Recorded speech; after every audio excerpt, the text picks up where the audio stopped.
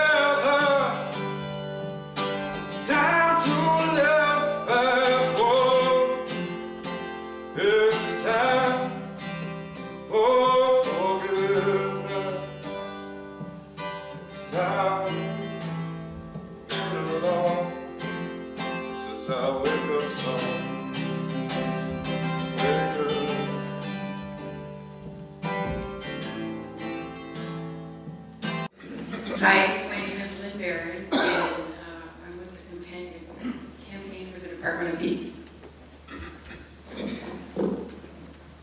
My name is Annie Sinclair, and I am a priestess of peace. I'm new to Eugene, and I'm so happy to be here because this is a city of peace. I see it. And I'm also a member of Unity here. I'm Steve Schweitzer. I'm an old Eugenian freelance peacenik, and I'm not affiliated with any groups except this one right now.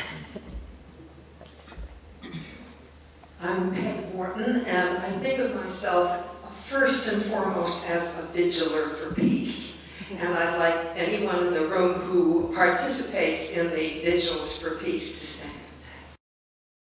Imagine Eugene as a city without violence. How would it be different?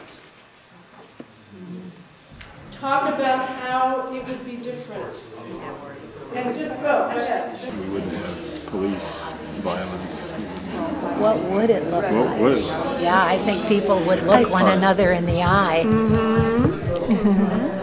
I can imagine it being like a small village where you greet people on the street with friendliness and eye contact. That's right, and I can picture going downtown on the bus, more people taking public transport so that, I don't know, it's more of a community and not separated in cars. When Eugene is a city of peace, how will my own life change? Thank you, beautiful. Go ahead, we have 9 minutes. Well, I would probably walk around this town with weeping, probably, for joy. And weeping at the beauty that I would see within each person and the dignity that I would see within each person.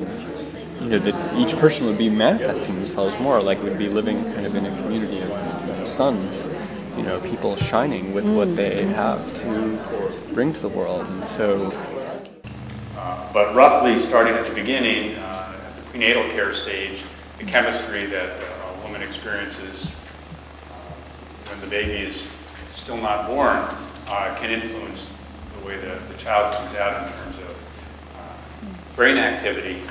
that is either fight or flight or is calm and nurturing. And if the mom is stressed, the baby gets stressed, and brain development is actually impacted. So anything we can do to promote peaceful prenatal experience can make a big difference.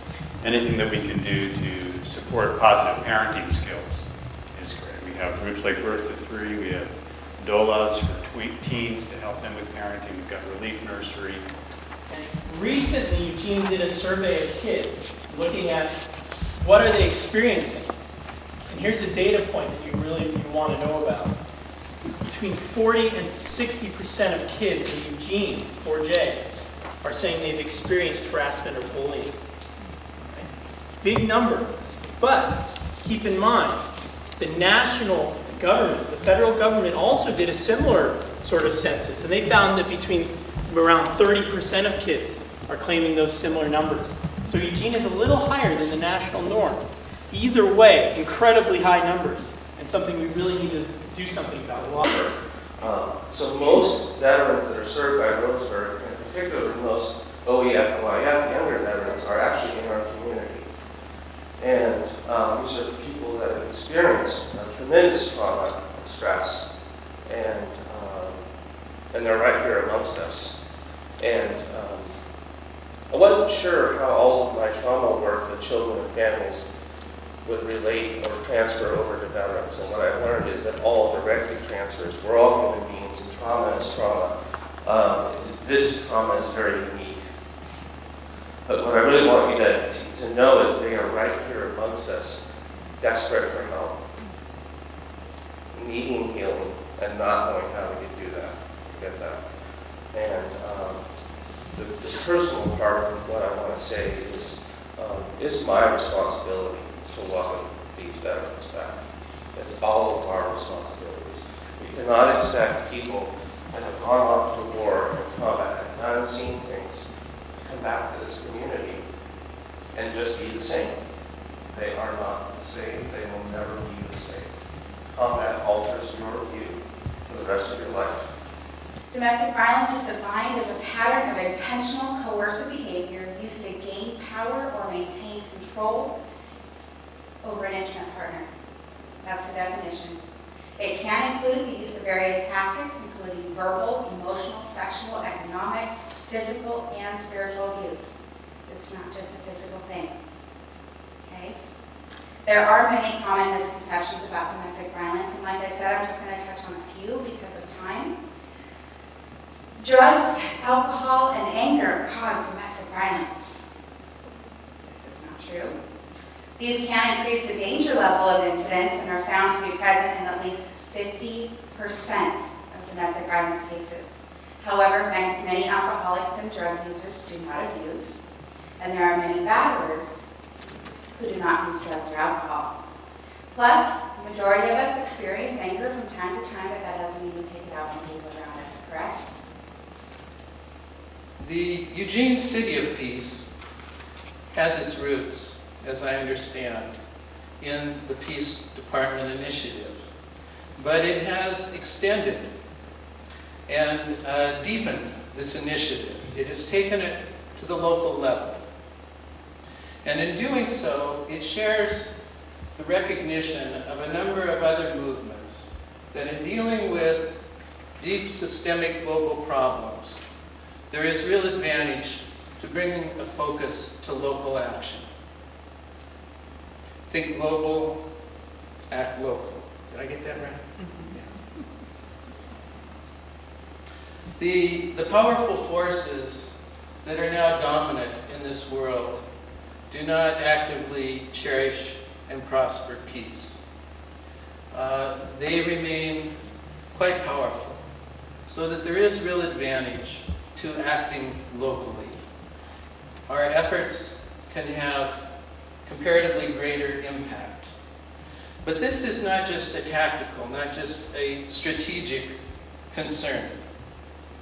It also comes from a clear vision as to the best way to go about building firm foundations for global peace.